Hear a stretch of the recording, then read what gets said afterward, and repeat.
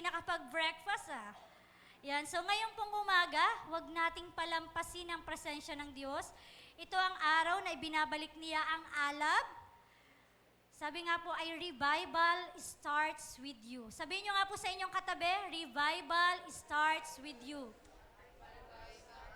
At sabihin po natin sa ating sarili, revival starts with me. Okay, revival continues with surrender. And revival explodes with worship. Tayo pong lahat ay magsitayo muli. Ngayon pong umaga, sa ating pagtayo, yan, muli, I encourage everyone na wag lang po tayong basta sumabay sa kanta, sumabay tayo sa galaw ng Spirit.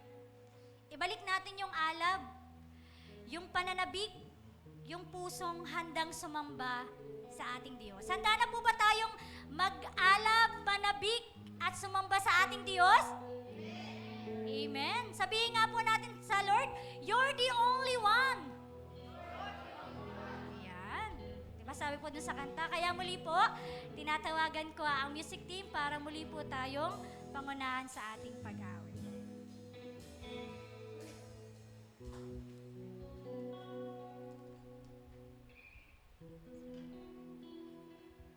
This morning, let's continue to sing that offers our praises and worship to God. Let us feel the presence of God at ibigay natin sa Kanya ang the best nating pagsamba because no one earth deserves the praises that we sing. And no one compares to His glory, even the sunshine.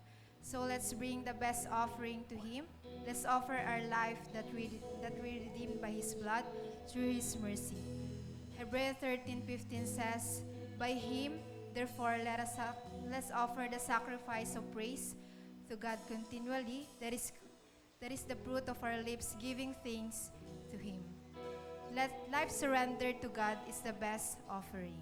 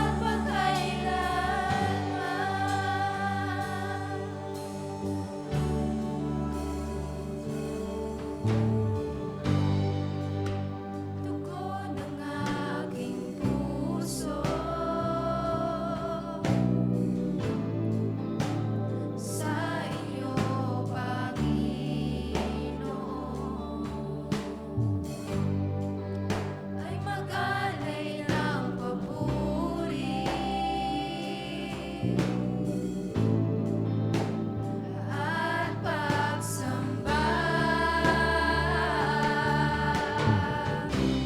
Dahil sa iyong pagmamahal, dati agad sa buhay ko'y taglay. Mapalapit sa iyo nais ng puso ko. Mapalapit sa iyo nais kong gawin. Maghari ka ngayon at magpakailanman. Mapalapit sa iyo ang nais ng puso ko. Mapalapit sa iyo ang nais kong gawin. Maghari ka ngayon at magpakailanman. Mapalapit sa iyo ang nais ng puso ko. Mapalapit sa iyo ang tanging nais kong gawin. Maghari ka ngayon at magpakailanman. Mapalapit sa iyo ang nais ng puso ko. Mapalapit sa iyo ang tanging nais kong gawin. Maghari ka ngayon at magpakailanman. Maghari ka ngayon at magpakailanman. Maghari ka ngayon at magpakailanman.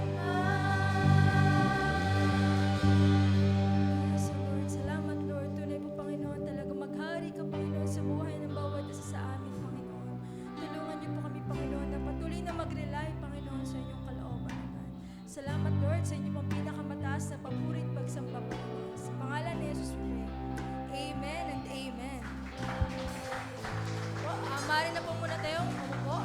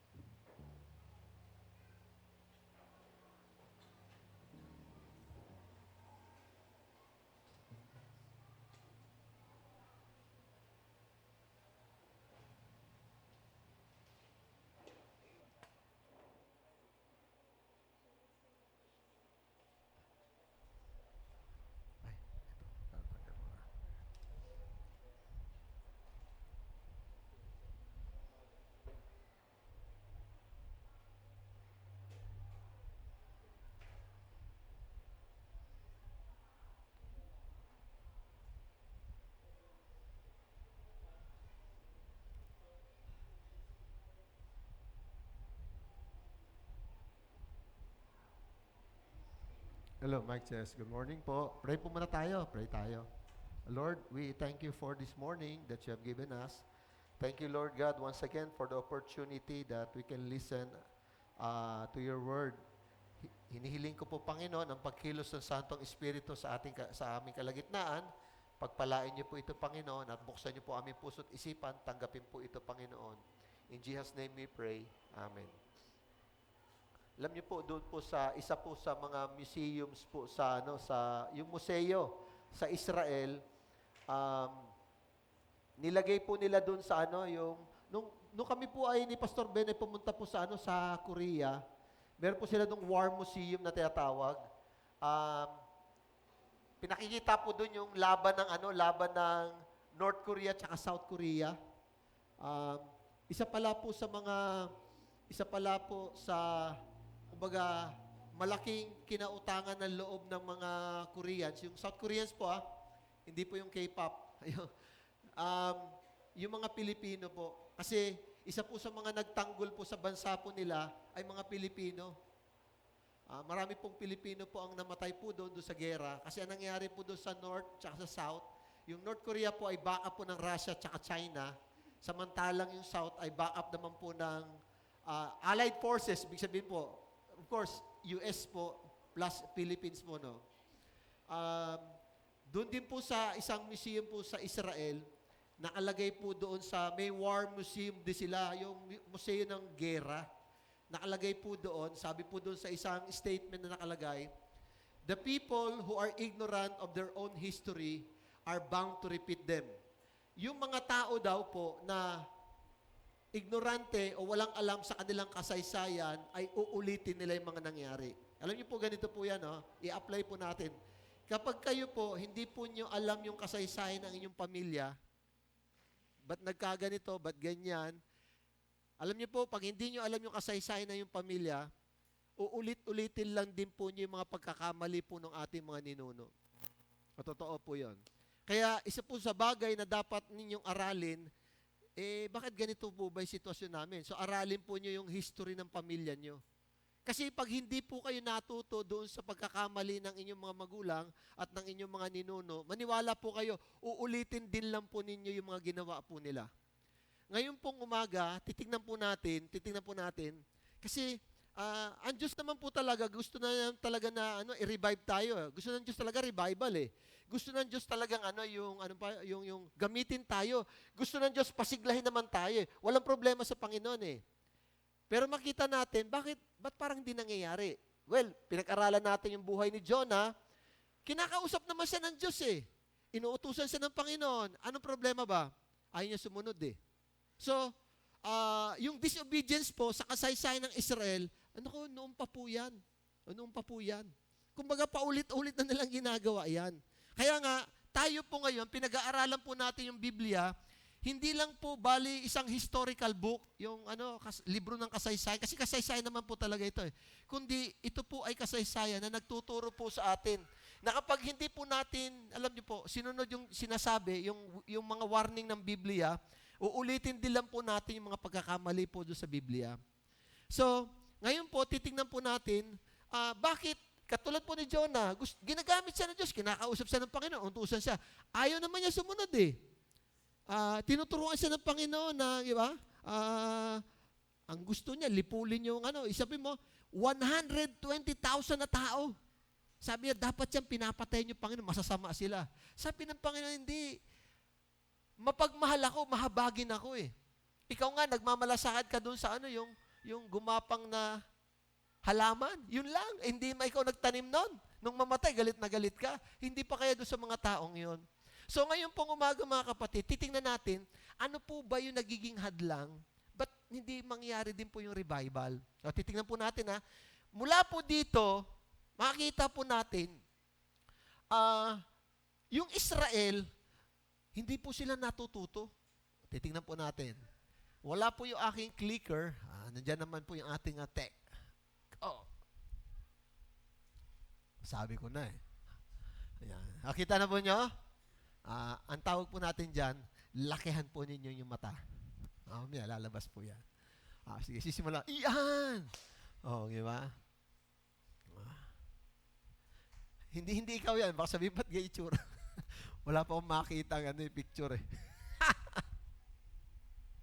Okay, sige. Next slide. Yan. Okay. So, yun po nga ating pag-aralan natin. Bakit po ba hindi rin tayo sumigla? Nangangalahati na tayo eh. Di ba nangangalahati na sa 40 days? Nangangalahati, day 22. Ang basa po kanina, medyo mahaba yung talata, no? Esther, chapter 3, chapter 4, tsaka chapter 5. Ang haba po nun. Talagang tinapos ko. Sabi ko, hindi, kinakailangan. Ang ganda po ng kwento. Ang ganda po ng kwento. Diyan po sa, mapapansin po ninyo, ay, kukwento ko na ba? Sige, babasahin nyo na lang po. Sige. So, mamaya, bakit? Nagpe-pray tayo na revival eh. Lord, pasiglahin niyo naman po ako. Pero parang wala pa rin akong gana. Parang, tinatamad pa rin ako. Ba't ganon? Parang wala pa rin akong interest, no? So, titingnan po natin. Okay. Sige. Next slide. Yan.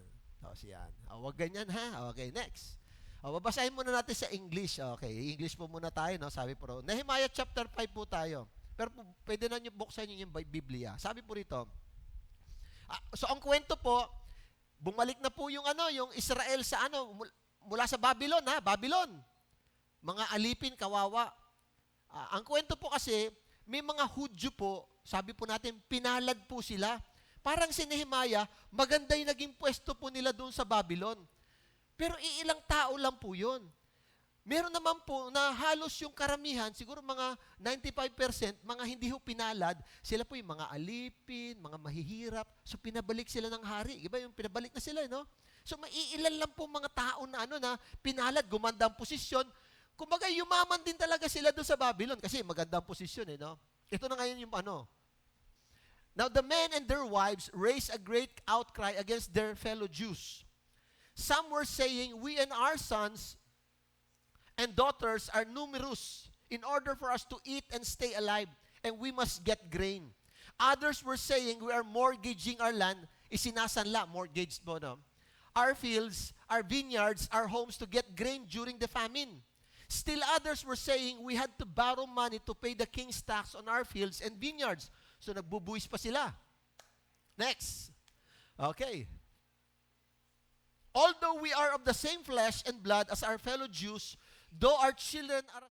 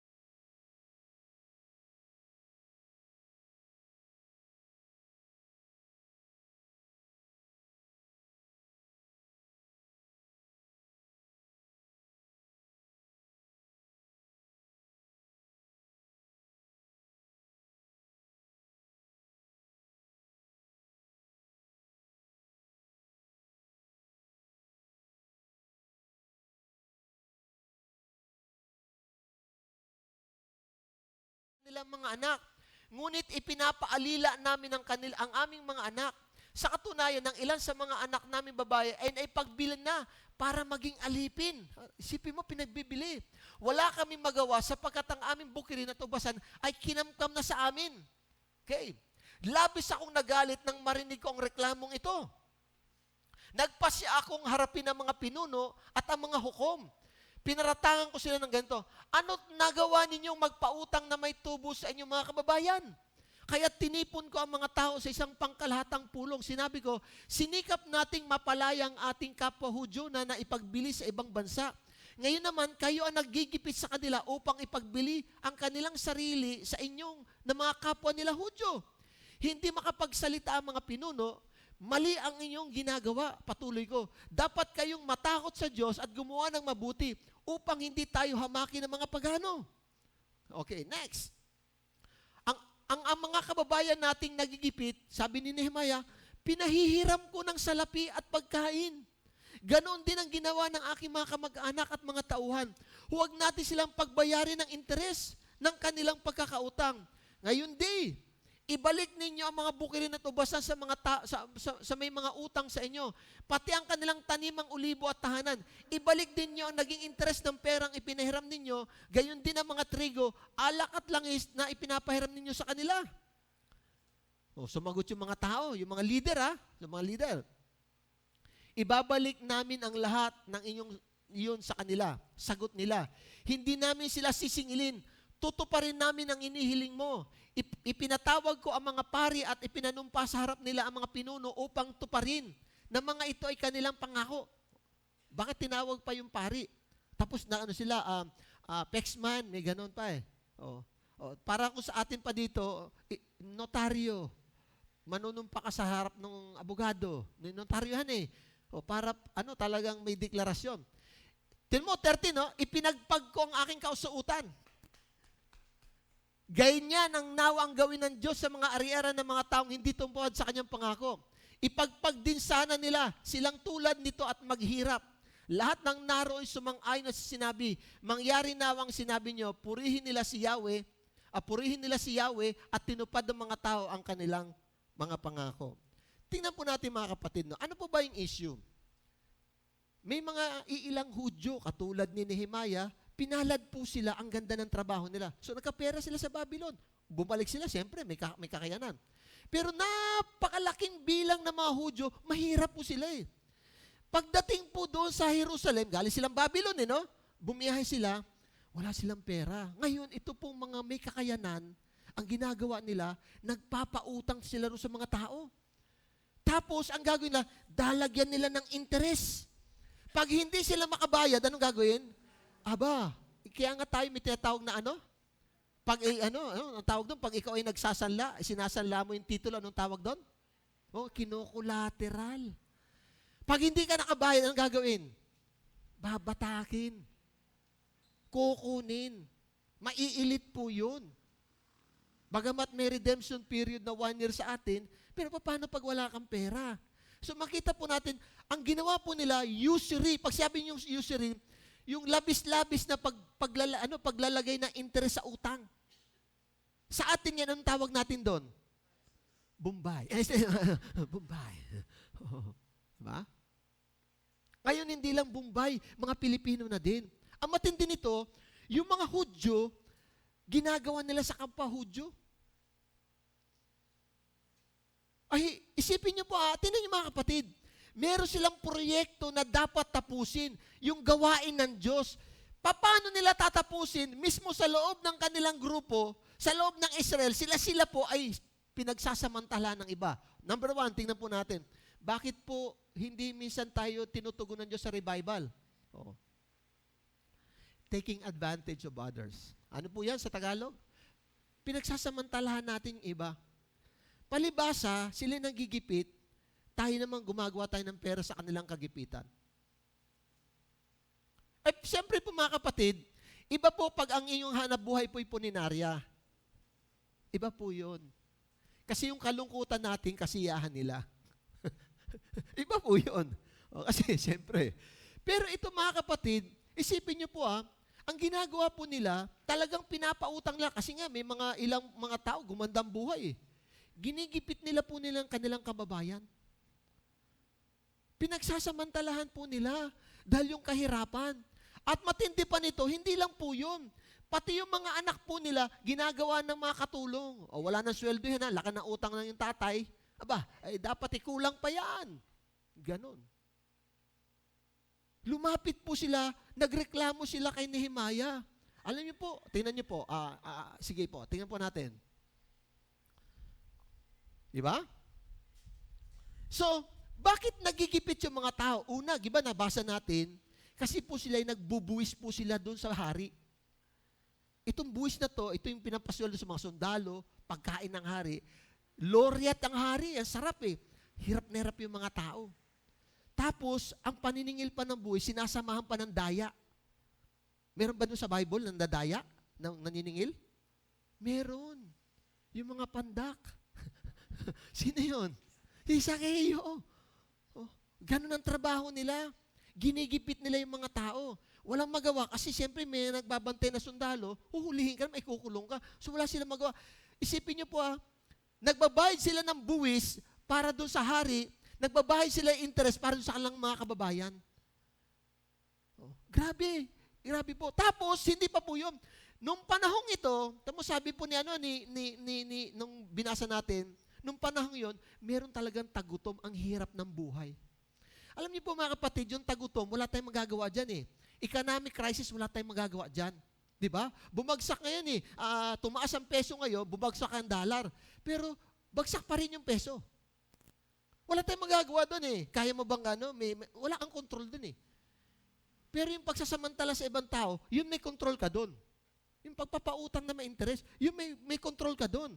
Pero yung gutom, wala kang magagawa doon. Yung buwis, wala tayong magagawa doon. Oh. Pero yung apihin mo, pagsamantalahan mo yung mga kababayan, yung mga kapwa mo, doon may magagawa ka. So, ito po yung problema. Yung iba, ang kinikita po nila ay doon po sa pang-aapi sa ibang tao. Pang-aapi po sa ibang tao. Alam niyo po, ganito po, no?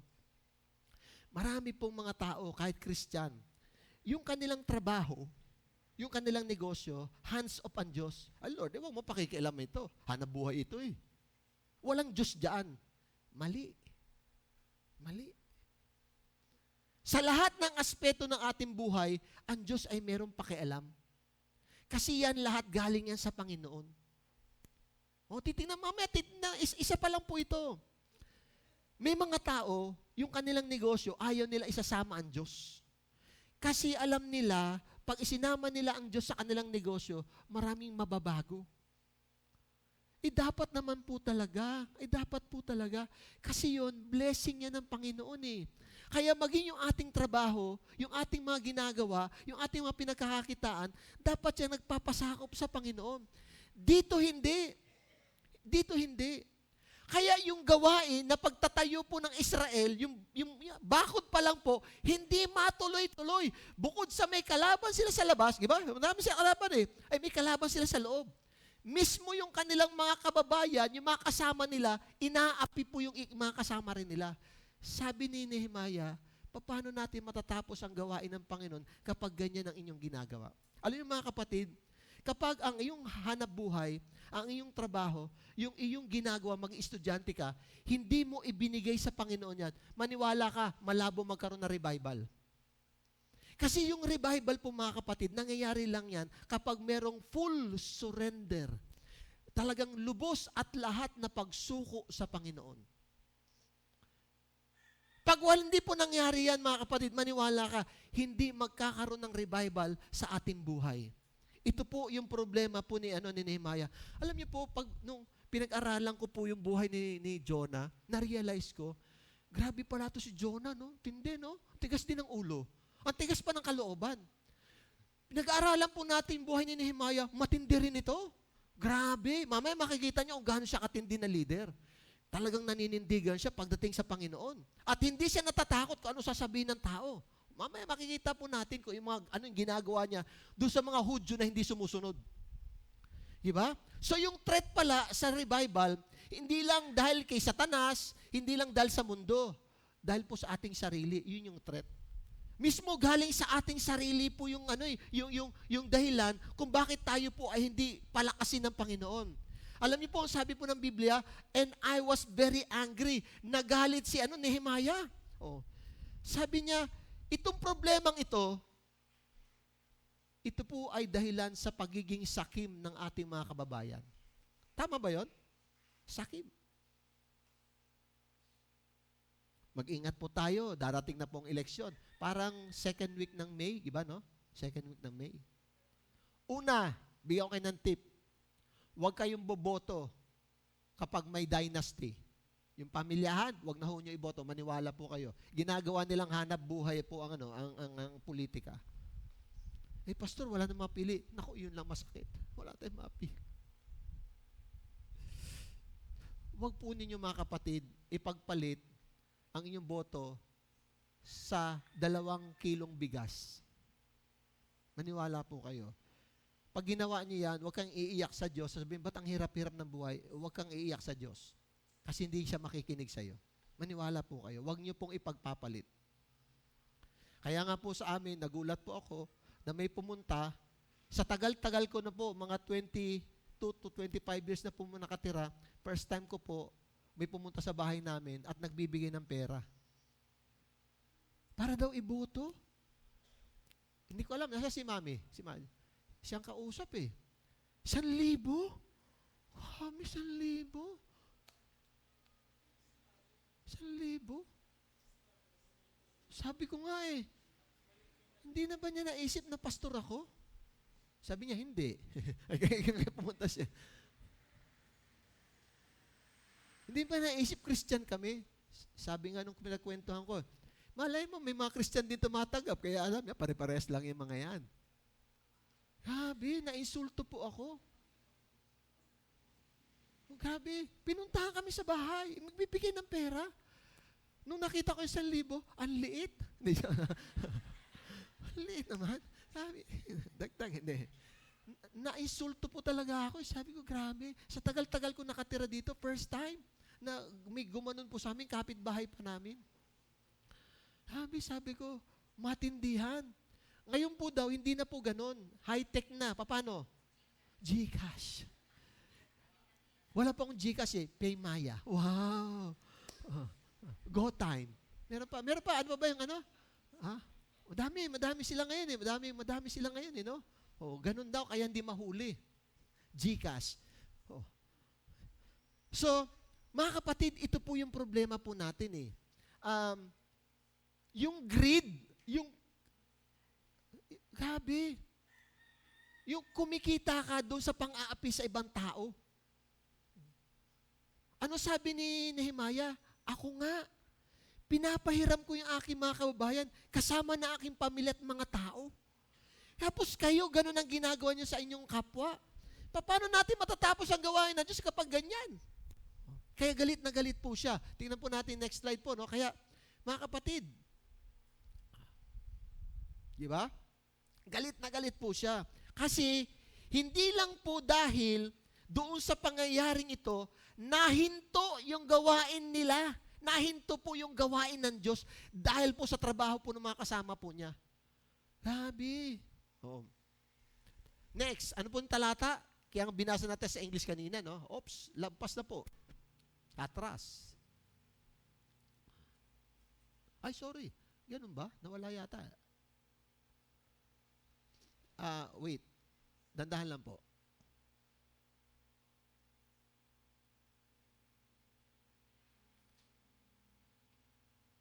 Diretso.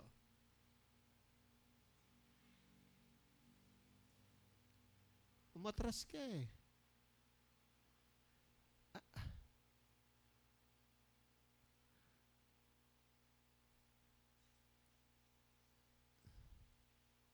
Okay. So, nabura. Sabi po rito sa Nehemiah chapter 5 verse 7, sabi po kasi ni Nehemiah, I pondered them in my mind and then accused the nobles and officials. I told them, you are charging your own people interest. So I called together a large meeting to deal with them. Alam niyo po mga kapatid, ganito po, no? Bago po umaksyon po si Nehemiah, pinag-isipan niya po muna yung kanyang gagawin. Alam niyo po, yun po yung isa pong bagay, pag ikaw leader, pag-isipan muna natin kung anong gagawin natin. Paano natin naharapin yung mga taong ito? Yung galit po niya, galit na galit siya, no? Pero pinag-isipan niya kung paano niya papakita yung kanyang galit. Ang problema, yung mga taong ito, pinagsasamantalahan yung iba para sila yung magkapera at yumaman. Nakakahanap buhay sila sa pagsasamantala sa ibang tao. Grabe. Kaya nagalit po si Nehemiah. Ngayon, pag hindi makabayad yung may utang, binabatak po nila yung bahay, binabatak po nila yung taniman, at kinukuha yung mga anak para gawing alila. Sobra naman po yun. Grabe naman po yun. Kaya nga po mga kapatid, ito po yung warning talaga sa atin na ipag-pray po natin na yung ating mga leader po ay talagang magkaroon po ng malasakit po sa ating bansa. Ganun po talaga ang problema po natin, no? Dapat, sabi po ni Nehemiah, dapat magkaroon kayo ng takot sa Diyos. Yun ang problema natin. Ang tao walang galang sa Diyos, walang takot sa Diyos. Wala po silang ganun no? Ito po yung problema po natin kapag maging po sa ating gawain sa church po, wala tayong malasakit sa ibang tao. Malaki pong problema po nito. Si Pablo ay meron po siyang tao na inirekomenda na ang pangalan po ay si Timoteo. Alam niyo po, si Timoteo, ito po yung tao na hinahanap ng Diyos at ito po yung tao na dapat nating gayahin. O tingnan po natin, Philippians chapter 2. Ay, meron na pala dito. Tama, yan na, Philippians chapter 2. Tama ha? Ano sabi po ni Paul kay Timothy? If the Lord is willing, at tandaan niyo po yung Philippians, prison epistle po yan ha, yan ay sinulat sa loob ng kulungan. Nakakulong si Pablo dyan ha. If the Lord is willing, sabi niya, I will send Timothy to see you soon. Then when he comes back, he can cheer me up by telling me all about you and how you are getting along. There is no one like Timothy. Walang kasing tulad na si Timothy for having a real interest in you. Everyone else seems to be worrying about his own plans and not those of Jesus Christ. O Tagalogin po natin. O next. Tama, sabi ni Pablo, umaasa ako sa Panginoong Hesus na mapapapunta ko rin si Timoteo sa lalong madaling panahon para masiyahan naman ako kapag naibalita niya ang tungkol sa inyo kasi nakakulong siya. So di siya makakalabas, ang ginagawa may bumibisita lang sa simbahan, nagdadala ng balita sa akin, pupunta sa kulungan. Sino si Timothy? Siya lang ang kilala ko na katulad kong nang mamalasakit sa inyo ng totoo. Ang daming kasama na ni Pablo ha, ang daming kasama niya. Pero sabi niya, sa lahat ng nakasama ko sa ministry, siya lang, katulad ko, na nagmamalasakit sa inyo. Bakit? Ang iba'y walang iniisip, kundi ang sarili nilang kapakanan at hindi ang kay Kristo. Iyon ang problema. Gusto natin revival Ang problema, parati tayo sa sarili natin. Ano sabi po dyan, no? Ang mga tao, ang iniisip lang nila sarili nila. Tapos, we want a revival. Kaya nga sabi ni Pablo, wala akong kilalang tao katulad ni Timothy na gaya na nagmamalasakit sa inyo. Wow! Ito po ang nais ng Panginoon. Si Pablo po, napakadami na po niyang nakasama In fact, meron po isang tao doon na ang pangalan po ay si Demas. Ang sabi po sa pangalawang Timoteo, kapitulo 4, ito si Demas po, nung magkakasama po sila, iniwan nila si Pablo. Kasi ano sabi ng description? Dahil minahal niyang sanlibutan, iniwan niya ako at ang gawain ng Panginoon. So bakit si Demas po ay pangalan niya Demas ba't niya iniwan si Pablo? Kasi di masyado siyang nagpe-pray. Ay Demas nga Hindi masyadong nadalo. At hindi masyadong nasunod. Sabi po ni Pablo, tinan niyo sabi po niya, atras ulit. Siya lang ang kilala ko na katulad kong nagmamalasakit sa inyo ng totoo. Mga kapatid, ito po yung hinahanap ng Diyos na tao. Katulad po ni Nehemiah, grabe po yung malasakit po niya sa kanyang mga kababayan Kaya sabi ni Pablo, alam mo, ang ipadadala ko dyan si Timoteo Kasi grabe yung malasakit niya sa inyo. Bakit? Kasi maraming tao, ang iniisip lang nila yung kanilang sariling kapakanan at hindi ang sa Panginoon. Ito po yung dahilan kung bakit ang revival parang ang labo. So, sinasabi po ng salita ng Panginoon, okay, next na po. Ano sabi po dyan? Philippians chapter 2 rin, no? Don't be obsessed with getting your own advantage. Forget yourselves long enough to lend a helping hand. Ano po sa Tagalog po yan? Huwag lang ang sarili ninyong kapakanan ang isipin nyo, kundi ang kapakanan din ng ibang tao, ng iba. Dapat po tayo, iniisip din lang natin, hindi yung ating sarili, yung ating pamilya. Tingnan din natin yung iba. Bakit ganun? Dapat meron tayong ganun Yung, may narinig tayo, minsan in-announce may sakit. Next, wala na po. Kaya nga minsan, nagkaroon po ng parang doon, yung meron sa GC na sinabi daw ay na-aksidente, may sakit. Ngayon, nagsabi po ako doon, sino po kaya ang sasama para bisitahin natin? Mga alas 11 na ng gabi yun eh. Ang problema, ano naging reply? May naging reply eh.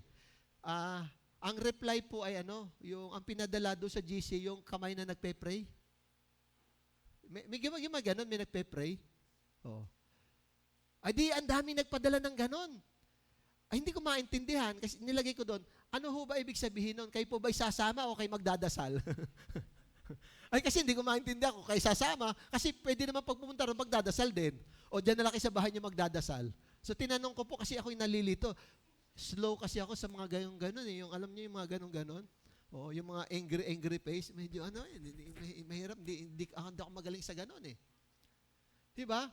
Alam niyo mga kapatid, ang maganda po dito, ang sinasabi po ng Panginoon, alam niyo po yan, Philippians chapter 2, pagdating sa chapter sa verse 5, alam niyo po, yan ay patungkol kay Jesus. Ano sabi ni Paul?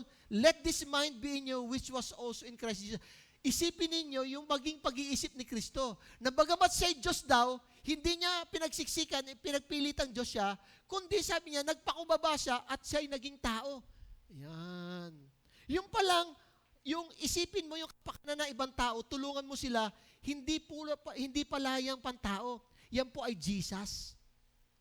Di ba ang gusto ng Panginoon maging katulad tayo ni Jesus? O sige, tingnan natin ating katabi. Mukhang Jesus ba? O yung Jesus na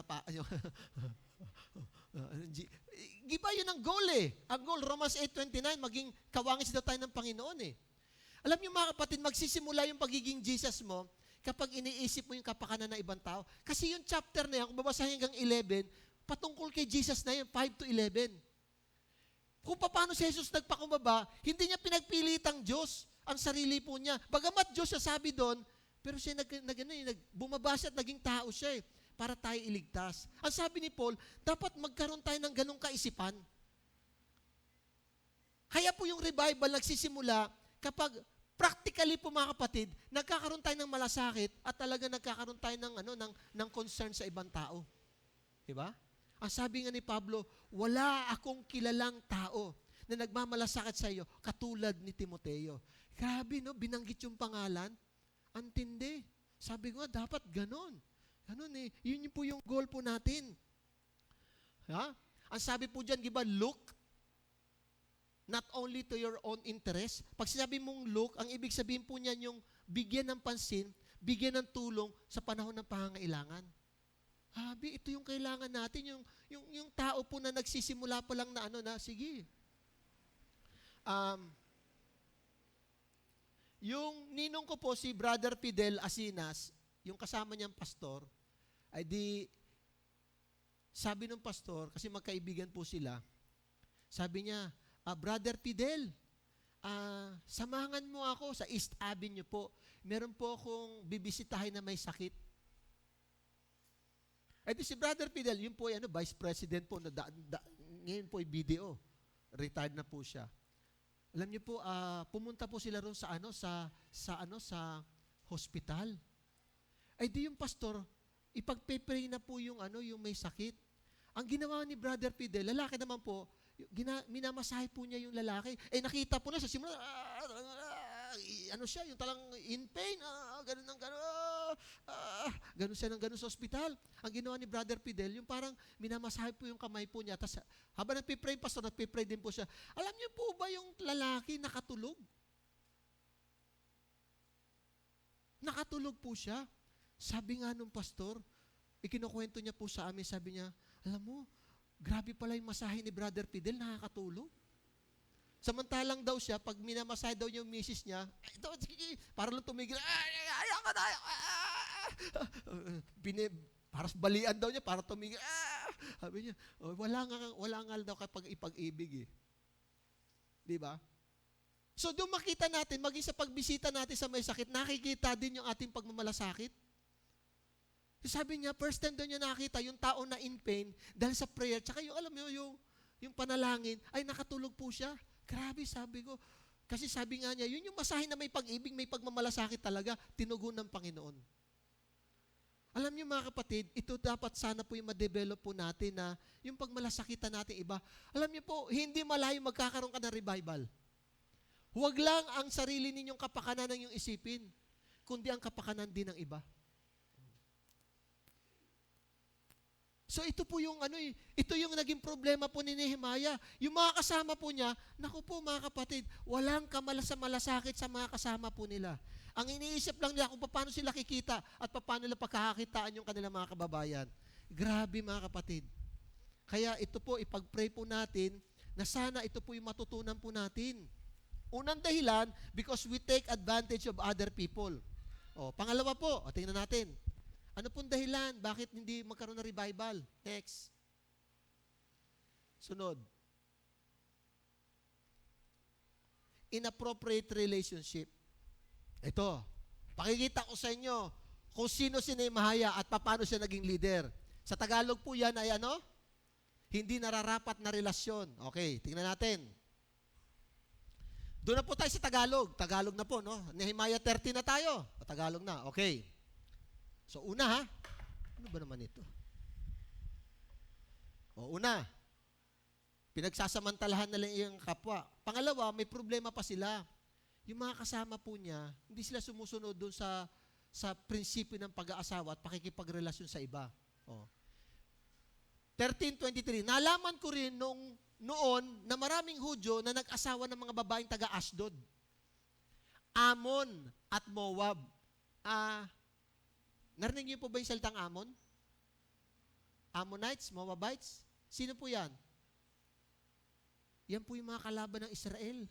Yan yung mga taong gustong pumatay sa kanila. Di ba sila Sanballat?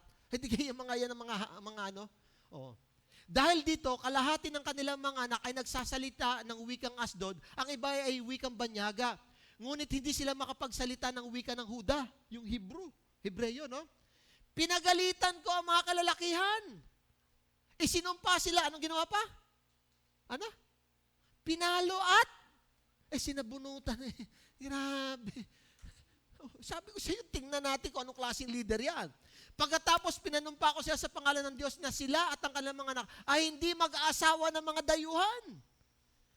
Kaya sabi ko sa iyo, hindi lang po si Nehemiah, grabe ang malasakit, grabe din yung paninindigan po niya.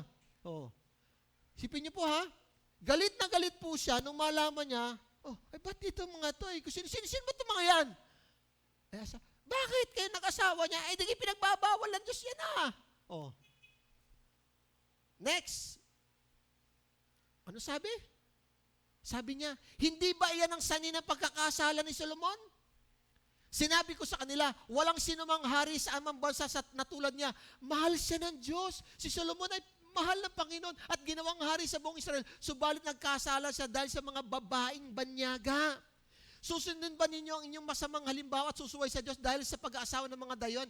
Isa sa mga anak ni Joyada, na anak ng pinakapunong pari na si Eliasib, ay nag-asawa na isang babae mula sa angkan ni Sanballat at Nahoronita. Di yun yung gustong pumatay sa kanila. Kahit pinalayas ko siya sa Jerusalem, huwag ka nang titira dito. Pinalayas niya. Grabe, sabi ko, matindi pala itong taong ito. Alam niyo mga kapatid, pagdating po sa prinsipyo ng Panginoon, hindi mo matatawaran yung paninindigan po ni Nehemiah. Sorry, magkasira na tayo. Pero paninindigan ko yung sinasabi ng Diyos. Sabi, no? Di ba? Iba kanina sabi ko, no, ang mga tao na hindi sila natuto sa kanilang kasaysayan, ay uulitin lamang nila yon. Mga kapatid, ito po, no, pag-aralan niyo po yung pamilya ninyo, yung pamilya ng inyong ina, pamilya niyo mga tatay, at doon po kayo matututo. Yung aking ama po, ang pamilya po nila ay halos lahat po mga lasinggero. Akin naman ama, wala namang bisyo yan maliban sa pagsusugal. May isa po akong tiyo, paglasing po yun. Lasing. Lasing po, pag yun talagang yung matindi na yung sabi nga ng amats, ay ang kinakanta po paglasing na yung kanta sa church Kasi umaatin niya, tas grabe, paglasing nyo, alam mo na lasing Kasi nga, ang kinakanta na niya, grabe po mga kapatid, talagang grabe po. Sa aking ina naman, wala masyadong paghuhugutan ng kasalanan. Siyempre, makasalanan, pero wala, kasi mag-isa lang siyang anak. Mag-isa lang siyang anak eh. Wala masyado paghuhugutan. At makita po natin mga kapatid, nakita ko, ganito pala. Kaya pala ganito ang pamilya, kasi ganun pala yung ninuno. Mga kapatid, pag hindi po natin inaral yung ating pamilya, maniwala po kayo, uulit-ulitin lang po ninyo yung mga pagkakamali nila. Kaya dito makita po natin yung inappropriate relationship. Si Solomon, binigyan niya ng example. O sige, buksan nga natin. Sige, yan. Tagalog na po tayo. Sige, Tagalog. Yan. Tama ha? Si Solomon ha? Yung binanggit ni Nehemiah, hindi mo ba nyo alam na yan ang kasalanan ni Solomon? Ano ba yung kasalanan? 1 Kings chapter 11. Umibig si Solomon sa maraming dayuhang babae. Lover boy pala ito. Sino po ba yung mga lover boy? Ha? Pag lover boy, anong tawag? Anong trabaho? Driver. Pag driver daw, sweet lover. Umibig si Solomon sa maraming dayuhang babae. Bukod sa anak ni Paraon, nag-asawa siya ng babae Moabita, Amonita, Edomita, Sidonio at Hiteo. Grabe! Ipinagbabawal ni Yahweh sa mga Israelita mag-aasawa sa mga banyagang iyon. Ipinagbabawal! Oh. Huwag kayo mag-aasawa sa mga lahiyan sapagkat tiyak na ililigaw nila kayo at hihikayating sumamba sa mga Diyos-Diyosan. Sabi ni Yahweh, ngunit nahulog ang loob ni Solomon sa mga bahay ito. Ang mga asawa niyang mula sa lipi ng mga hari ay 700. Grabe!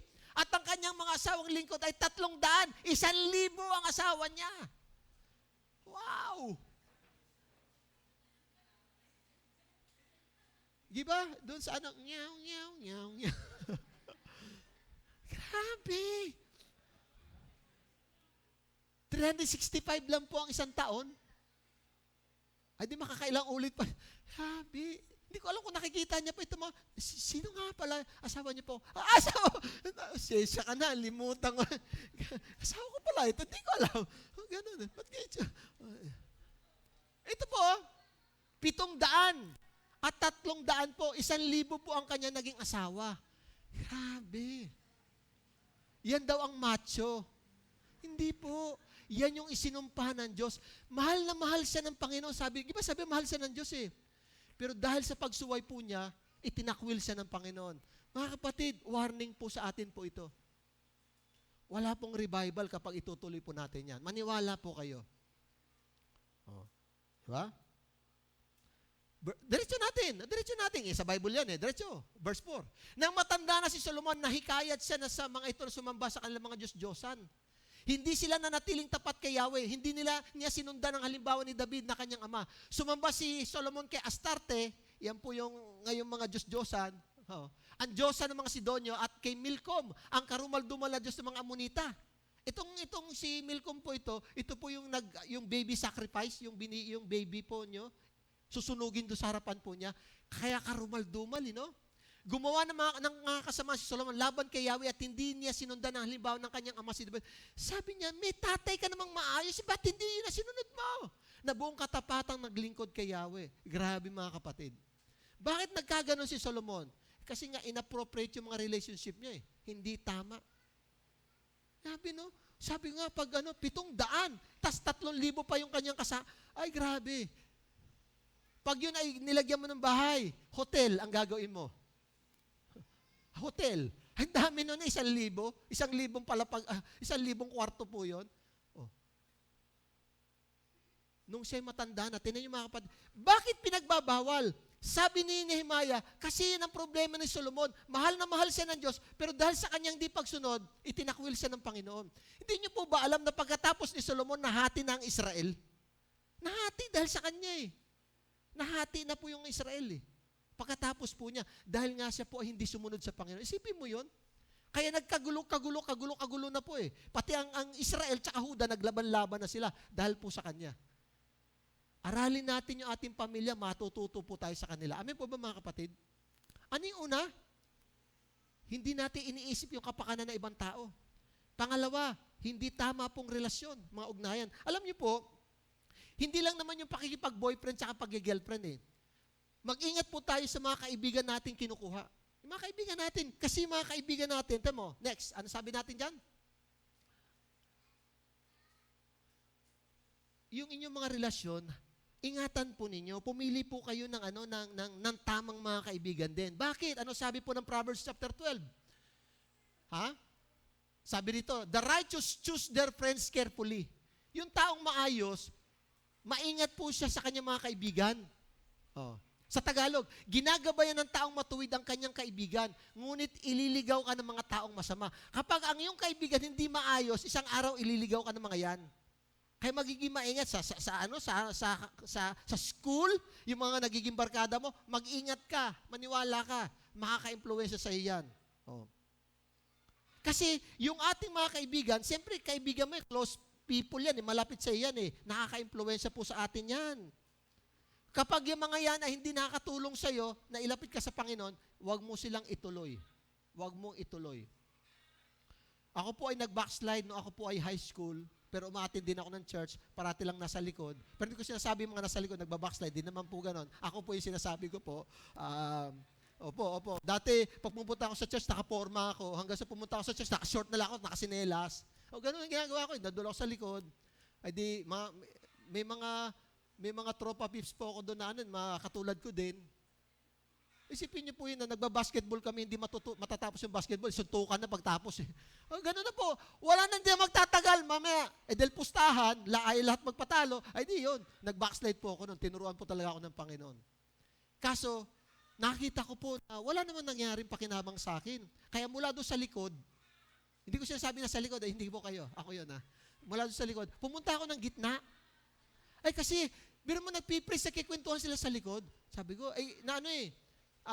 na-convict po ako, na-aksidente po ako sa isang yung breakdance, yung gano'n, nag-aral-aral ako noon na-break po ako doon So, breakdance kami, na-break po ako doon, sumadsad yung mukha ako doon sa simento, umayaw na ako. So, mula doon sa likod, pumunta ako sa gitna. Kasi hindi ako matuto pero may isa doon, elder ng church iniakbayan ako. Sabi niya, dati, nakapantalong ka, nakasapatos ka pa napupunta. Ba't nga nakasinelas ka? Ikay nga umuwi, magbihis ka, ginanon po niya ako. Pag uwi ko, din ako bumalik. Kasi dati nakikita niya ako, maayos yung kasi nga na-influensya na ako yung mga friends ko dun Kaya hindi lahat po ng tao sa church maayos. O tingnan yung katabi niya, hindi ko siya sabi niyan yan. Hindi ko siya sabi sila, ako yun. Baka sabihin, hindi ho siya, huwag kayong magalala, ako po yun. Pero sinasabi ko lang po sa inyo, hindi po lahat. Oo. Magiging maingat din po kayo. So, mula po sa likod, kinoconvict ng Panginoon Pumunta ako sa gitna, humiwalay ako sa kanila. Alam niyo po, after mga ilang months, sa unahan na po ako umupo. Kasi hindi ko po marinig yung sinasabi ng pastor No? Hindi nga po, totoo po yun. Yung kayo mga basketball namin, tumigil na, hindi ako sumama sa kanila tumigil na po ako noon Kasi pumasok na rin po ako ng college noon. Ano sabi po natin? Relationship. Next. May impluwensya po yan, mga kapatid. Tingnan nyo, paano? Sige, may talata po tayo dito. Proverbs 13:20. Walk with the wise and become wise, for a companion of fools suffers harm. Kapag ang lagi mong kasama ay taong marunong, magiging marunong ka rin. Tama po ba yun? Ngunit kung hangal ang lagi mong kasama, mapapahama ka. Hindi totoo po yun. Kasi kung sino nga yung kasama mo, nakaka-influensya sa iyan. Ito pa, matindi. Tingnan mo, sabi ng Bible. Sabi po rito, no? Do not make friends with hot-tempered person. Sa Tagalog, huwag kang makikipagkaibigan sa taong madaling magalit, yung mainitin ng ulo. Baka mahawa ka sa kanya at mabulid sa ganung pag-uugali. Sige, tingnan natin yung katabi. Pero hindi po yan, Oo. Huwag daw tayo makipagkaibigan yung alam mo yung mainitin ng ulo. Kasi ma-impluwensyahan ka niyan. Nung nag-backslide po ako, doon po ako natuto magsalita ng yung bad words. Di naman ako nagsasalita nun Hindi ako nagsasalita nun. Natuto po ako mag-bad words na rin. Kaso pagdating sa bahay, dapat medyo babahin mo. Kasi sasampalin ka ng ina. So bawal So doon lang sa labas yun. Na-adjust ko yung sarili ko. Galing ko nga Galing ko magkunwari Oo po. Pagdating sa bahay, hindi sasalita. Paglabas mo, grabe. Natuto po. Kaso, kinonvict uli ng Panginoon. Hindi tama. Nung nag-backslide din po ako, nagsubok ako manigarilyo. Grabe, sinubukan ko. Kasi pag umuwi ako na lang mag-isa. Bus eh. Yung bus pa noon, yung wala pang hindi pa aircon. Oo. Sinubukan ko doon sa likod ng bus. Ako lang nahilo ako. Dito, sabi ko, parang hindi yata ito para sa akin. Siguro hinilo ako ng Diyos eh. Kasi alam mo, totoo lang mga kapatid, ito, no? Huwag mo nang simulan, baka hindi ka pa makalabas. Totoo lang po. Huwag mo nang simulan. Kung ano man yung maling yan, huwag mo nang simulan. Maniwala ka, baka hindi ka na makalabas dyan. Sinubukan ko pa lang, sinusubukan kasi nag-aaral, mga klase ko kasi naninigarilyo eh. Sinubukan ko, ay nako, sabi ng Panginoon, mahilo ka. Nahilo po ako doon sa bus, ganon ako eh. Sabi ko, hindi ito para sa akin. So tinigil ko po. Madami mga kapatid, gabi. Kaya, huwag po tayo basta-basta pipili ng kaibigan. Tama? You may learn their ways. Mahahawa ka sa kanilang ugali. Gabi. Kaya hindi lang po ito, mga kapatid, patungkol sa pakikipagrelasyon mo, kundi pati sa pakikipagkaibigan mo. Gusto mo ma-revive? Ayusin mo yung mga kaibigan mo. Hindi maka-influensya sa iyan. Pangatlo, ito po. Ito na. Yan.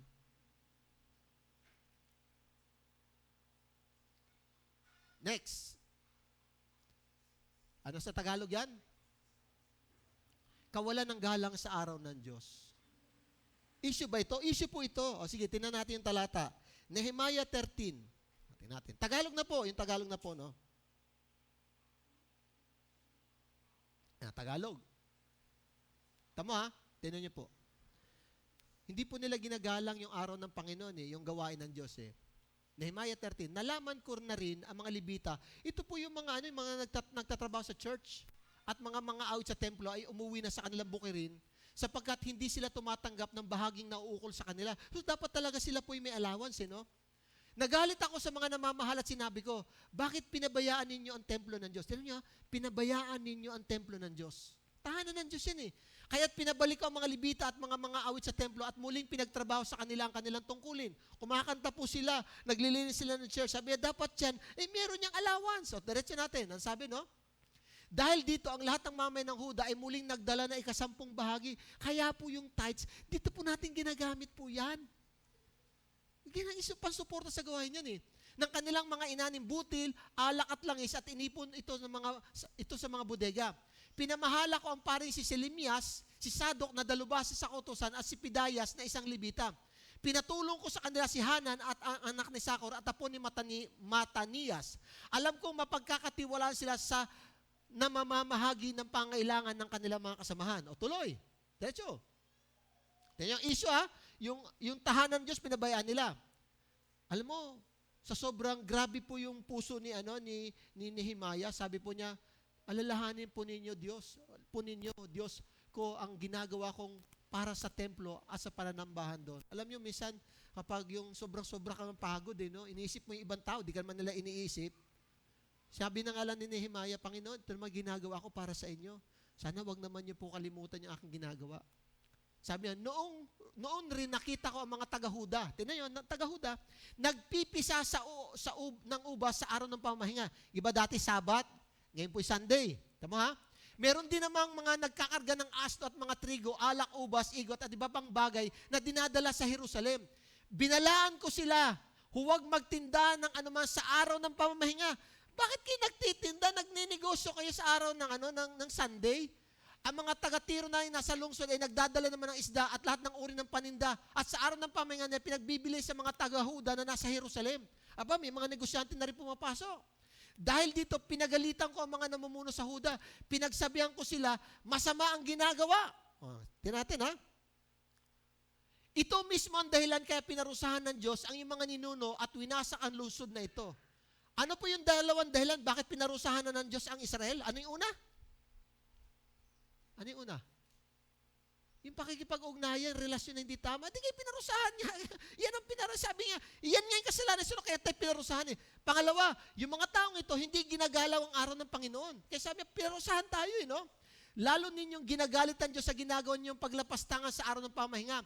Kaya't iniuutos ko mula noon, pagsapit ng araw ng pamahinga, ang pintuan ng lungsod ay sarahan bago lumubog ang araw at huwag bubuksan hanggang hindi natatapos ang araw na iyon. Pinabantayan ko sa aking mga tauhan ng mga pintuan upang matiyak na walang panindang maipapasok sa araw ng pamamahinga. Huwag na kayong magnegosyo sa araw ng Diyos. O, diretso. O, sabi niya, Temo, kung minsan, ang mga lakal sa Jerusalem ay nasa labas ng pader na tutulog. Di ba may pader na sila? Abay, na doon. Inaalok, bili ka, meron ako. Bagsak presyo to. Doon na sila nagtatransaksyon. Ano sabi ni Nehemiah? Binalaan ko sila. Kapag umulit pa sila, gagamitan ko sila ng dahas. Grabe, ang tapang. Mula noong hindi na dumating kapag araw ng pamahinga, iniutos ko sa mga Levita na dapat linisin ang kanilang sarili ayon sa kautusan at magbantay sa mga pinto upang maingat ang banal na araw ng pamahinga. Alalahanin po ninyo ako, O Diyos, sa ginagawa ko ito. Huwag ninyo akong parusahan sapagkat dakila ang inyong pag-ibig. Mga kapatid, ano po yung pangalawa? Pangalawa po, alam niyo po yung kawalan ng paggalang sa araw ng Panginoon. Wala naman pong problema doon sa magbibenta ka at magtitinda ka. Wag naman po sa araw ng Panginoon. Alam niyo po yung iba po, ang ginagawa po nila, hahabol pa hahabol pa talaga. Hindi, magdi-deliver ako. 9 pa naman. Wag na po. Maniwala po kayo, wag na po. Igalang po natin yan, ang Panginoon. Sige po, ano po sabi po doon sa talata, 13:18? Ito mismo ang dahilan kaya pinarusahan ng Diyos ang iyong mga ninuno at winasag ang lungsod na ito. Alam niyo isang dahilan? Nakita ng Diyos, wala silang respeto sa araw ng Diyos. Worship po yan. Araw ng Panginoon. 7 araw na nga yung iyo Ay, 6 na araw na sa iyo Yung isa, hold upin mo pa. Hindi na dapat po yan. Dapat nating igalang. Ano po sabi doon sa 10 utos? Igalang nyo yung araw ng Panginoon. Igalang daw Sabi nga doon make the Sabbath holy. Dapat pabanalin po natin po ito. Yung araw ng Panginoon, mga kapatid, dapat igalang natin. Ang tanong ko po sa inyo, anong dahilan, bakit pag araw ng Diyos, hindi tayo makadalo? Anong dahilan? Ate Janice, bakit may mga tao, di makadalo pag araw ng Sunday, tinataman. Oo. Nabagsakan po yun ng bato. Batuga. Ano pa ang dahilan? Bakit ang tao pag araw ng linggo, bukod sa tinataman, ano pa? Ay, may ginagawa. Oo, may ginagawa. Okay, Leo, ano pa? Ba't hindi nakakadalo? Linggo.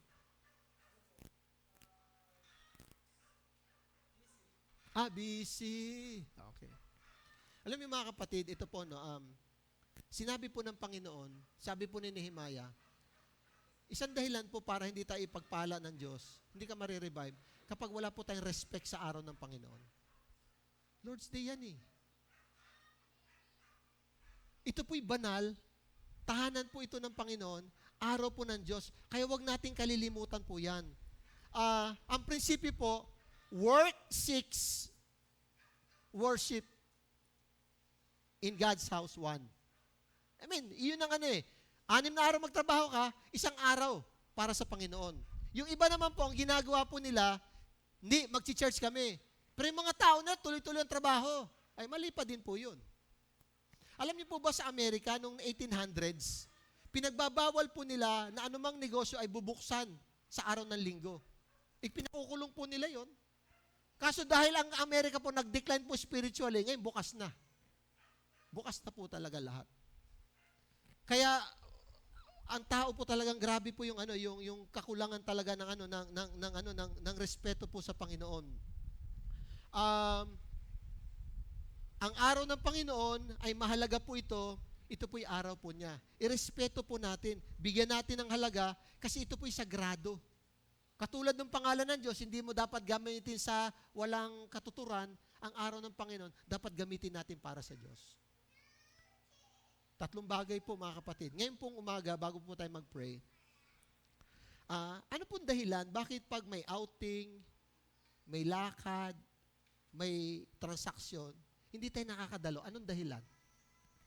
Ba't pag may ano tayo, may outing, may bisita, ano pa ba? May pagkakitaan, hindi tayo dumadalo. So, yun ang unang-una. Pray po tayo. Panginoon, sa umagang ito, nagpe-pray po kami. Tulungan niyo po, Lord. Hindi lang yung kapakanan namin na aming tingnan, kundi kapakanan din po ng ibang tao. Yung mga taong Panginoon naming kaibigan, nakaka-impluwensya po ito. Tulungan niyo po, maging maingat kami. Higit sa lahat, Panginoon, yung araw niyo ay pahalagahan po namin, Panginoon. Ilagay niyo po sa aming puso ang mga bagay na ito at patuloy niyo kaming turuan. Ito po aming dalangin sa pangalan ni Jesus. Amen. Salamat po. God bless po.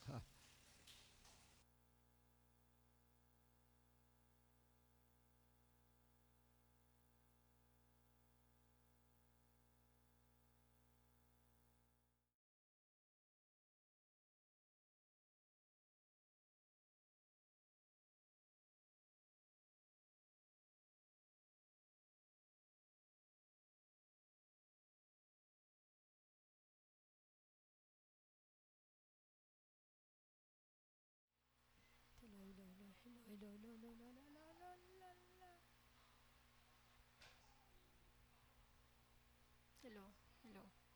Hello, hello, hello.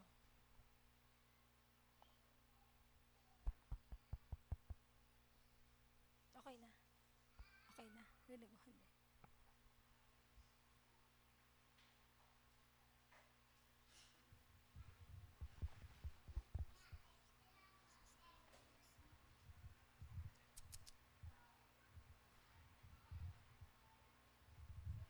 And so, magandang umaga po muli sa ating lahat. So, dadako naman po tayo sa ating pagbibigay at may mga ilang bagay lang po akong gustong i-remind po sa atin. Sabi po dun sa binasa ko, ang pagbibigay daw po sa pamamagitan ng tithes and offering ay isang malaking bahagi po ng pagiging Kristiyano. Ang pagbibigay ng mga ikapo ay madalas nating nababasa sa Biblia. Tulad po sa Exodus 35:5, sabi po dito ni Moises, "Maghandog kayo sa Panginoon mula sa mga ari-arian ninyo. Maghandog ng maluwag sa inyong puso ng mga ginto, pilak at tanso." Pero ano nga po ba ang kahalagahan ng tithes and offering? May tatlong bagay po. Una, ito po ay utos ng Panginoon sa atin. Sabi po sa Deuteronomy 14:22, "Dapat ninyong ibukod ang ika-10 bahagi ng lahat ng ani ng inyong bukid bawat taon. Dalhin ninyo ika-10 bahagi ng trigo, bagong katas ng ubas at langis, at ang panganay ng inyong mga hayop sa lugar na pipiliin ng Panginoon na inyong Diyos kung saan pararangalan siya." God commands us to set aside po 1/10 of what we produce of the church, for the church. In modern society, sa ngayon po, ito'y tinatawag na produce, which can be anything from your salary or to your business profits. Pangalawa po, ang pagbibigay daw po ng ikapo ay pagpapakita ng pagmamahal natin sa Diyos. Ito po ang paraan ng Lord asing as na ipakita natin sa Kanya ang pagmamahal. Giving God a percentage of our earnings shows that we put our love for Him before our need for money. So, ibig sabihin, mas mahal natin ang Panginoon kaysa nangangailangan tayo ng pera. At lastly, ang pagbibigay daw po ay na ikaw po ay nagpapalago sa pagtitiwala natin sa Diyos.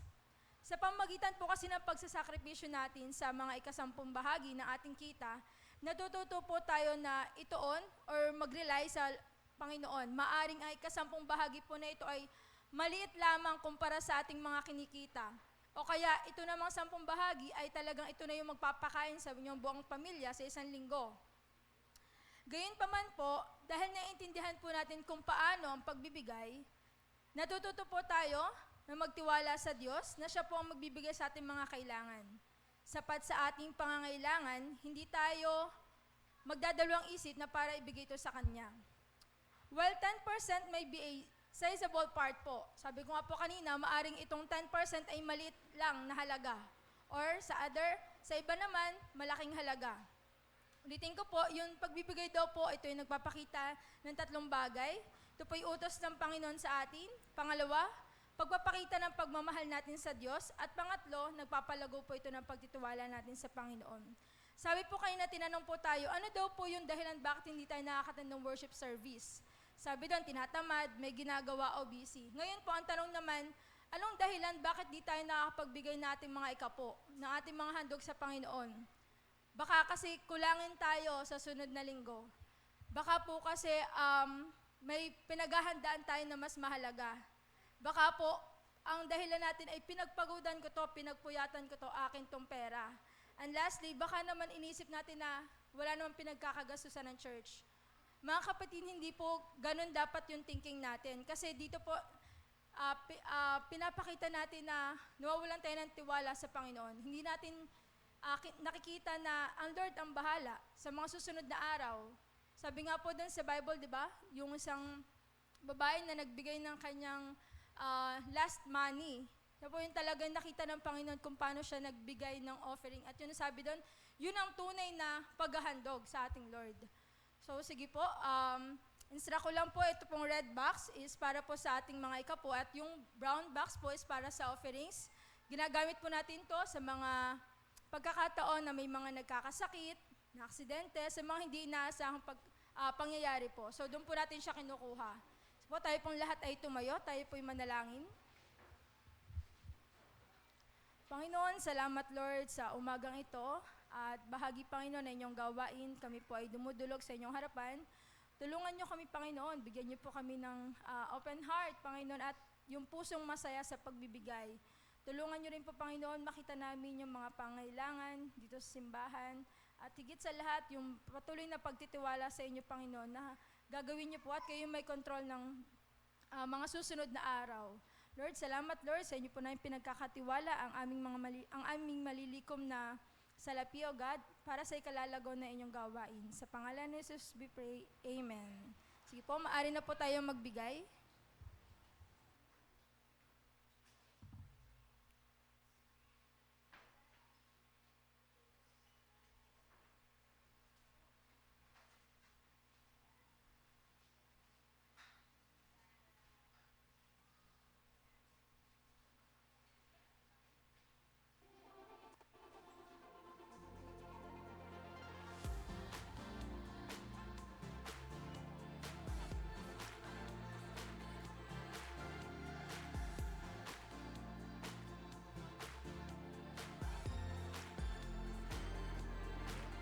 There's a light that shines with hope and grace, fills the sky with new mercy each day. We're alive. Let your glory pour out, Jesus. There's a joy that overwhelms our souls, 'cause we know our God is in control. Overflow. Let your favor pour out, Jesus. This is the day that the Lord has made. We will rejoice and be glad in it. This is the day that the Lord has made. We'll rejoice and be glad in it. We'll rejoice and be glad in it. Hey! There's a joy that overwhelms our souls, 'cause we know our God is in control. Overflow. Let your favor pour out, Jesus.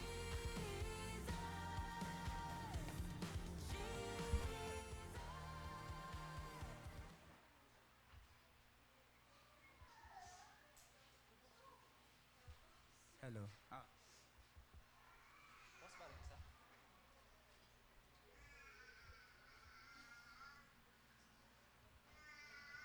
Hello.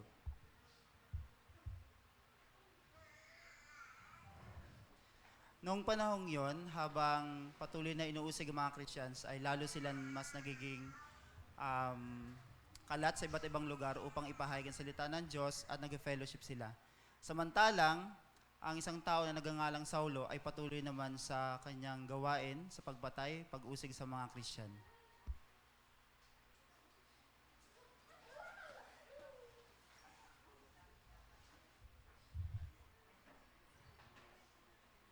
At pagkatapos niya sa isang lugar, pumunta siya sa pinakapunong pare upang humingi ng permiso.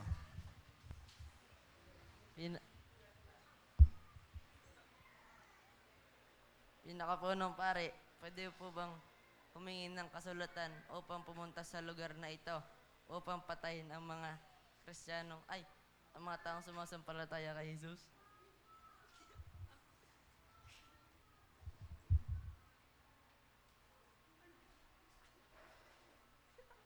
Samantala, habang papunta si Saulo sa Damascus, go, mga bayo pa pauna.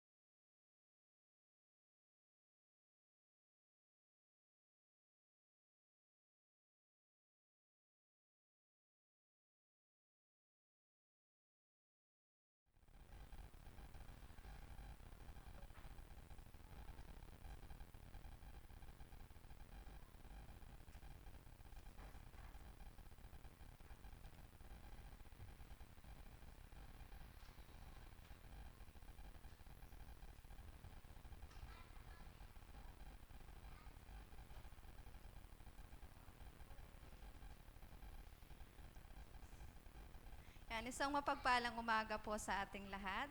Nais ko pong maghandog sa Panginoon ng isang awit bilang papuri at bilang pagpapakumbaba po sa ating Panginoon. Bilang isang anak po ng Panginoon, hindi rin po ako perpekto. Nananalangin din po ako sa Panginoon ng revival. At yun po ay talagang aking kailangan. Yan. Kaya nais ko pong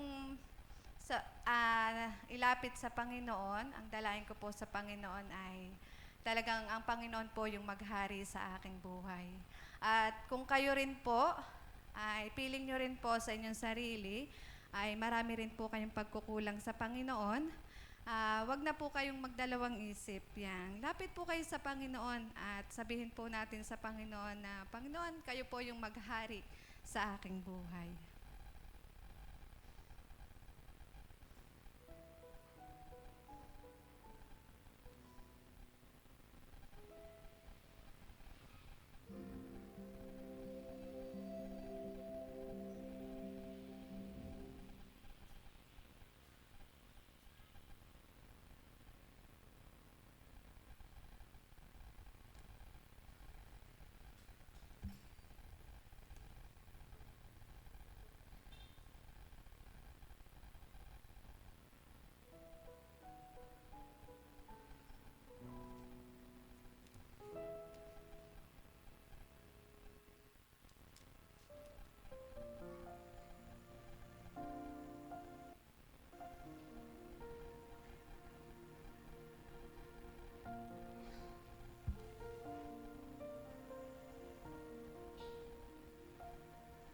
Nanunumbalik sa iyong paglingaw,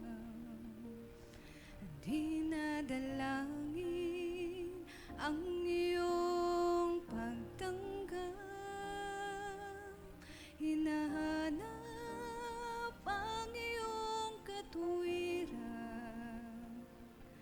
niyayakap ang iyong kalooban.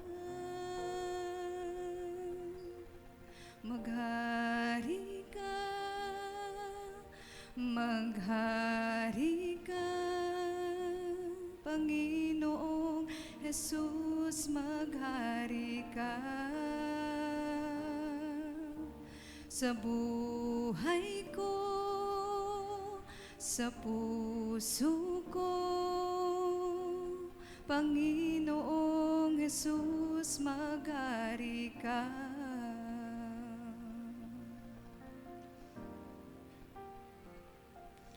Nanunumbalik sa iyong paglingaw, dinadalangin ang iyong pagtanggap, hinahanap ang iyong katuwiran, niyayakap ang iyong kalooban. Maghari ka,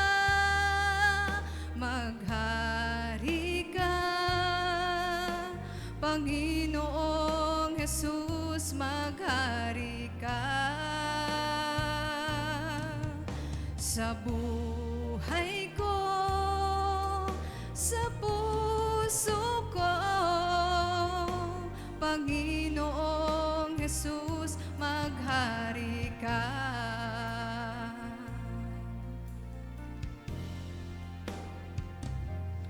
Nanunumbalik sa iyong paglingaw, dinadalangin ang iyong pagtanggap,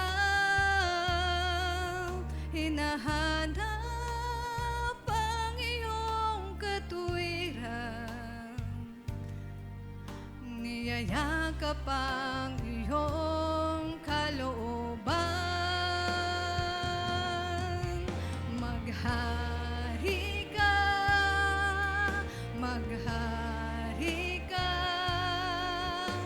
Panginoong Jesus, maghari ka. sa buhay ko, sa puso ko, Panginoong Yesus, maghari ka.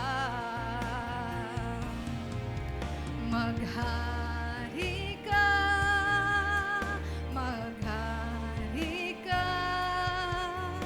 Panginoong Yesus, maghari ka. Sa buhay ko, sa puso ko, Panginoong Yesus, maghari ka. Maghari ka, maghari ka, Panginoong Yesus, maghari ka. Sa buhay ko, sa puso ko, Panginoong Yesus, maghari ka. Panginoong Yesus, maghari ka. Panginoong Yesus, maghari ka. Sa Diyos po ang pinakamataas na papuri at pasasalamat.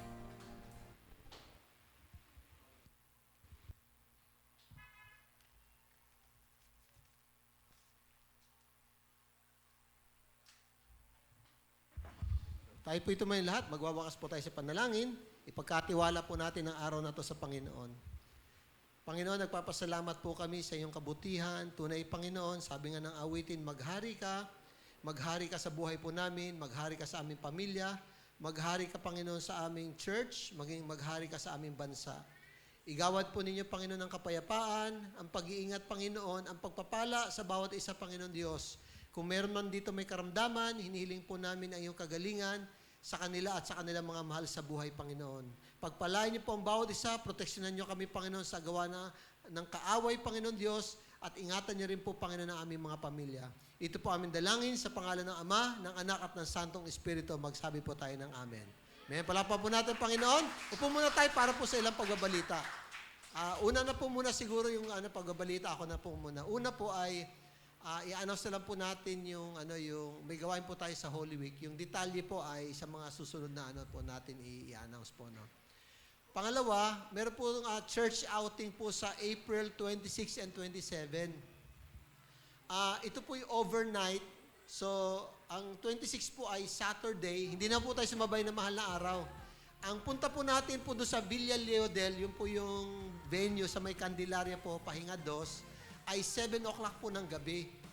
So, matutulog po tayo doon. Tapos, 27 Sunday po. So, ang ating schedule po doon ay 27, 7 o'clock ng gabi hanggang 26 pala po, 27 po hanggang 5 ng Sunday. So, wala po tayong worship dito ng 27. Doon po, baka kayo makapunta rito, ha? Doon nga, doon po sa may At may tutulugan po para sa mga kababaihan. Meron pong mga kwarto sa mga kababaihan. Pero yung iba po ay pwede ho kayo magdala po ng mga, hindi naman po yung foam, yung kumbaga yung mga kumot-kumot po ninyo. So, pwede naman po yun. Tapos yung mga lalaki po, yun ang doon po sa hall. Yung iba naman po, yung magdadala ng tent, pwede po kayo magdala po ng tent, doon naman po sa labas. So, ganun po, no? Ngayon, so doon na po yung ating worship. Kaya huwag niyo pong kakalimutan, sa 26 po yun, ang alis po natin dito ay 6 o'clock po ng hapon, kasi 7 pa po yung pasok po natin doon. So may schedule po sila, no? 6 po ang ating alis po dito, papunta po sa Candelaria, doon po sa Villa Leodel. Pwede po niyong i-browse po doon sa sa Facebook, nakakita naman po sila, no? Ito po ay 3 meals po ito, kasi hapunan, almusal, tsaka tanghalian. So, private po yung lugar, atin na lang po yun. So, may mga activities po tayo. Siyempre, may swimming din. Ngayon po, ang bayad po sa kada tao po ay 200. Pagbata po ay 100 lang po. So, mura na po siya kasi nga po, just imagine 3 meals po siya, may kasama pang wala na po siyang entrance, yun na po, lahat na po yun, kasama na po doon po siya. So, bring your Bibles, tapos dalhin nyo na rin po yung notebook, tsaka magdala po kayo ng pang-swimming at tsaka yung yung ating na mapag-church na damit po. Kasi doon na po tayo mag-worship. Mamaya po, sa mga tatay, si Kuya Jun po ang naka-assign para malaman kung sino yung mga dadalo. Si Ate Mavic naman sa mga mami, tapos si Brent para doon sa mga young pro, tapos si Generous po para sa mga kabataan. So, sabihin niyo na lang po sa kanila yung inyo pong kung kayo po ipupunta. At sabihin niyo po kung kayo po ay matutulog din doon para alam po namin. Okay, sige po. Maraming pong salamat.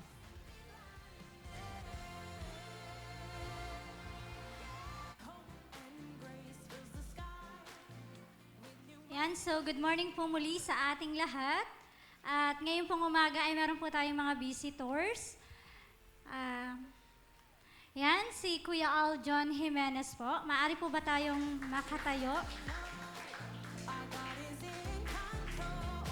Ay, hello po. Welcome po. Kasama po niya yung baby po nila, si Ethan John po, Jimenez, at yung kanila pong mami, si Gladys Jimenez po. Hello po. Welcome po sa Trinity Mission International. At ngayon naman po ay meron din po tayong isa pang visitor. Talagang na-miss ng bawat isa. Yan, nagbabalik po ang ating kapatid na si Sir Joms. Yes, Kuya Joms. Yan, welcome back, Kuya Joms. Talagang sobrang na-miss po namin ang inyong presence. Yan. Nagbabalik.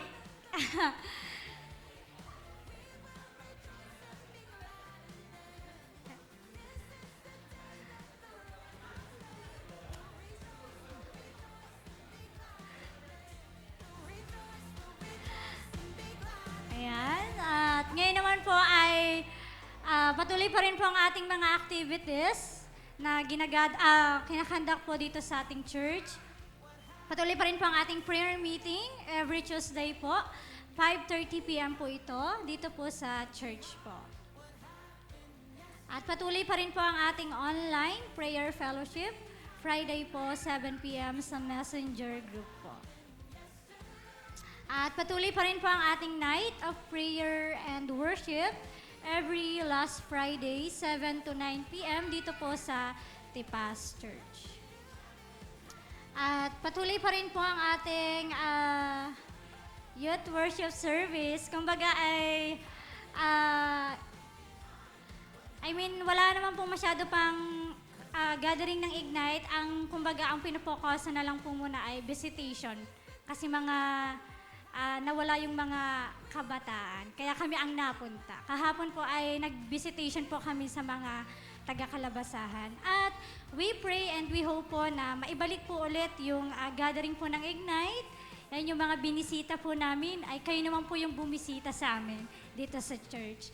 Yan, at patuloy pa rin po namin ini-encourage yung mga kabataan na tayo po ay umattend sa ating Ignite. Ito po yung fellowship po ng mga kabataan. 1 p.m. po dito po sa church po.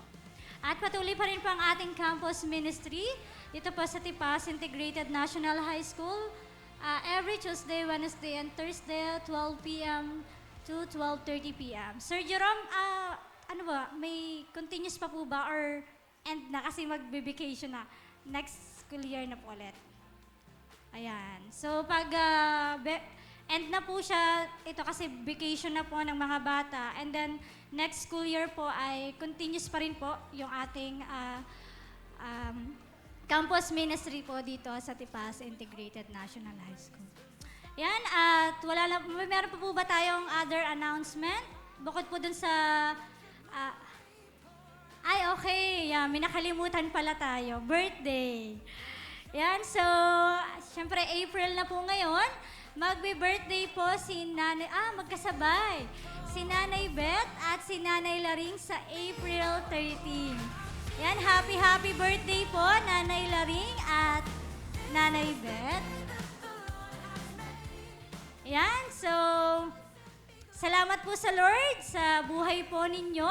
Talagang naglaan po kayo ng effort at ng oras talagang kayo ay nagpunta dito sa tahanan ng Panginoon. Talagang sama-samang nag-worship. Ano po talagang bigyan natin ng pinakamalakas na palakpak ang ating Panginoon sa isang linggong muli na natapos. Yan, so to God be the highest glory po. At para po sa ating server ay Young Pro Boys po. Ay, totoo ba? Kala ko na gano'n lang, Young Pro Boys.